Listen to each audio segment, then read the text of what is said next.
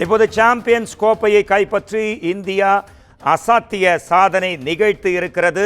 இந்த வெற்றி குறித்தும் இந்தியா முழுவதும் சாம்பியன்ஸ் கோப்பையை இந்தியா வென்றிருக்கும் இந்த கோலாகலம் குறித்தும் நமது குமுதம் செய்தியாளர் அன்வர் தரும் கூடுதல் தகவல்களை கேட்கலாம். அன்வர், வின்வின் என்ற சத்தம் இந்தியா முழுவதும், ஏன் உலகமே இந்தியாவுக்கு தற்போது இந்த மகிழ்ச்சியை கொண்டாடி இருக்கிறது. ஐசிசி சாம்பியன்ஸ் கோப்பையில் சாம்பியன் பட்டம் வென்று இந்திய அணி அசத்தி இருக்கிறது. ரோஹித் சர்மா குறிப்பாக நிச்சயமாக பேட்டிங்கில் அபார ஃபார்முக்கு திரும்பி இருக்கிறார். ஸ்ரேயாஸ் ஐயர் சொல்லவே வேண்டாம், அக்சர் பட்டேல் தன்னோட ஆல்ரவுண்ட் பெர்ஃபார்மன்ஸை காட்டியிருக்கிறார். மேலும் சுழற்பந்து வீச்சாளர்களின் சொர்க்கம் இந்தியா, சுழற்பந்து வீச்சாளர்களின் தொழிற்சாலை என்று காட்டியிருக்கிறது. இந்த வெற்றி குறித்து உங்கள் தகவல்களை தரலாம் அன்வர். வணக்கம் மோகன்ராஜ். நீங்கள் கூறியது போல இங்கு பட்டாசு சத்தம் நம்ம மேற்கொண்டு தொலைபேசியில் பேச முடியாத அளவுக்கு பட்டாசு சத்தமாக இருக்கிறது. அந்த அளவுக்கு ரசிகர்கள், இந்திய ரசிகர்கள் இந்தியாவின் வெற்றியை கோலாகலமாக கொண்டாடி இருக்கின்றனர். 2025 சாம்பியன்ஸ் டிராபி இறுதிப் போட்டியில் 4 விக்கெட்டுகள் வித்தியாசத்தில் நியூசிலாந்தை வீழ்த்தி இந்திய அணி 3வது முறையாக சாம்பியன் கோப்பையை வென்றிருக்கிறது. இந்தியா அணியின் மீது பல்வேறு குற்றச்சாட்டுகளை பாகிஸ்தான் அணி வீரர்களும் முன்னாள் வீரர்களும் குற்றச்சாட்டுகளை முன்வைத்தனர். ஒரே மைதானத்தில் விளையாடுவதில் தான் இந்த வெற்றி சாத்தியமாக இருக்கிறது என்று, இந்த ஒரே மைதானத்தில் விளையாடுவதால் எங்களுக்கு வெற்றி சாத்தியம் இல்லை என்றும், தங்கள் திறமையின் மூலமே இந்த வெற்றியை நாங்கள் நிரூபித்து காட்டினோம் என்றும் பாகிஸ்தான் போன்ற வீரர்களுக்கு இந்தியா ஒரு பதிலடியாக இந்த விளையாட்டை அமைத்திருக்கிறது. சாம்பியன்ஸ் டிராபி தொடரில் பாகிஸ்தான், இந்தியா, நியூசிலாந்து, வங்கதேசம், தென்னாப்பிரிக்கா, ஆஸ்திரேலியா ஆகிய 8 அணிகள் பங்கேற்றன. பாகிஸ்தான் நடைபெற்று வரும் இந்த போட்டிகள் பாதுகாப்பு காரணங்களுக்காக இந்தியா விளையாடும் போட்டிகள் மட்டும் துபாயில் நடைபெற்றது. தொடர்ந்து இந்திய அணி அனைத்து போட்டிகளிலும் வெற்றி பெற்று இறுதிப் போட்டிக்கு தகுதி பெற்றதால் இறுதிப் போட்டியும் துபாயில் நடைபெற்றது.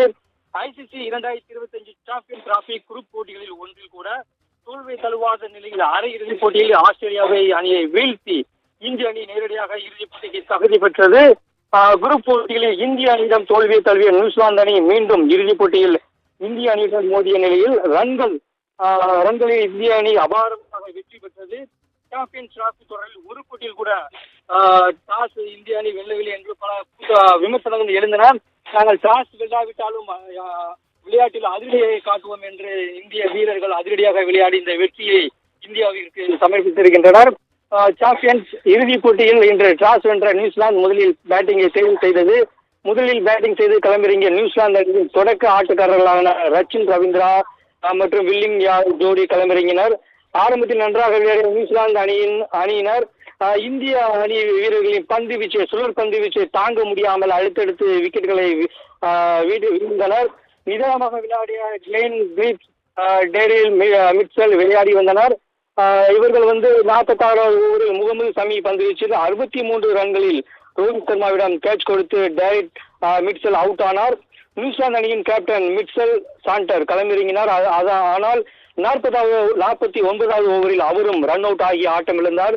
கடைசியில் மைக்கேல் பிரேஸ்வெல் அரை சதத்தை கடந்து 63 ரன்களுடன் களத்தில் இருந்தார். இந்திய அணியின் அபார பந்து வீச்சில் அடுத்து தாக்கு பிடிக்க முடியாமல் 50 ஓவர்கள் முடிவில் நியூசிலாந்து வெறும் 251 ரன்கள் என்ற நிலையை எடுத்திருந்தது. 252 ரன்களை எடுத்தால் இந்திய அணிக்கு இலக்காக நிர்ணயிக்கப்பட்டது. இது எளிய இலக்கு இந்திய அணிக்கு. அதிரடியாக விளையாடிய இந்திய அணி தொடக்க வீரர்கள் முதலில் அதிரடியாக காட்டினர். இந்திய அணியின் தொடக்க ஆட்டக்காரர்களாக களமிறங்கிய ரோஹித் சர்மா, கில் ஜோடி நியூசிலாந்து வீரர்களின் பந்து வீச்சை நாலாப்புற பக்கமும் சிதறவிட்டனர். தொடர்ந்து கேப்டன் ரோஹித் சர்மாவும் இணைந்து விளையாடி வந்தனர். கில் 50 பந்துகளில் 31 ரன்களை எடுத்த நிலையில் சாட்னர் பந்து வீச்சில் கிளென் பிலிப்ஸிடம் கேட்ச் கொடுத்து அவுட் ஆனார். நியூசிலாந்து வீரர்களிடம் பவுலிங்கில் 3 சிக்ஸர்களையும் 7 பவுண்டரிகளையும் அடித்து 83 பந்துகளில் 76 ரன்களை எடுத்தார். அவர் அரை சதத்தை கடந்து அதிரடியாக விளையாடி வந்த கேப்டன் ரோஹித் சர்மா சதமடிப்பார் என்று நாம் எதிர்பார்த்த நிலையில் ரச்சின் பந்து வீச்சில் டாம் லதாமிடம் கேட்ச் கொடுத்து ரசிகர்களை அதிர்ச்சியளித்தார். சேஸ் மாஸ்டர் என்று நாம் செல்லமாக அழைக்கும் விராட் கோலி நியூசிலாந்து நிர்ணயித்த இலக்கை எளிதில் எட்டுவதற்கு வழி வகுப்பார் என்று எதிர்பார்த்து ரசிகர்கள் இருந்த நிலையில் வந்த வேகத்திலேயே கிளம்பினார். இருந்தாலும் இந்த அதிர்ச்சி, விராட் கோலி கொடுத்த அதிர்ச்சி, மைக் பிரேஸ்வெல் பந்தில் LBW முறையில் 1 ரன் மட்டுமே எடுத்த நிலையில் தனது விக்கெட்டை பறிகொடுத்தார். அடுத்த களமிறங்கிய ஸ்ரேயாஸ் ஐயர் தன் பங்கிற்கு அதிரடி காட்டினார். 60 பந்துகளில் 48 ரன்கள் எடுத்த நிலையில் மிட்சல் சாட்னர் பந்து வீச்சில் ரச்சினிடம் கேட்ச் கொடுத்து அவுட் ஆனார். அக்ஷர் படேல் 40 பந்துகளில் 29 ரன்கள் எடுத்த நிலையில் மைக்கேல் பேஸ்வெல் பந்தில் அவுட் ஆனார். அடுத்த களமிறங்கிய ஹர்திக் பாண்டியா 18 பந்துகளிலும் ஜேமின்ஸ் பந்தில் அவரிடம் கேட்ச் கொடுத்து அவுட் ஆனார். இறுதியில் KS ராகுலுடன் ஜோடி சேர்ந்த ஜடேஜா ஐபிஎல் போட்டியில் கடைசி வரை நின்று ஐபிஎல் கோப்பையை வென்று கொடுத்தது போல இந்திய அணி வெற்றிக்கும் ஜடேஜா அரும்பாடுபட்டிருக்கிறார். இறுதி வரை நின்று விளையாடிய ஜடேஜா கடைசியாக பவுண்டரி அடித்து இந்தியாவின் வெற்றிக்கு வழிவகுத்தார். இதையடுத்து இந்தியா நியூசிலாந்தை வீழ்த்தி 2025 சாம்பியன் கோப்பையை கைப்பற்றியிருக்கிறது. கடந்த 2000 ஆண்டு அடைந்த தோல்வியை பழிதீர் இந்த 25 ஆண்டுகளுக்கு பின்பு இந்திய அணி பழிதீர்த்திருக்கிறது.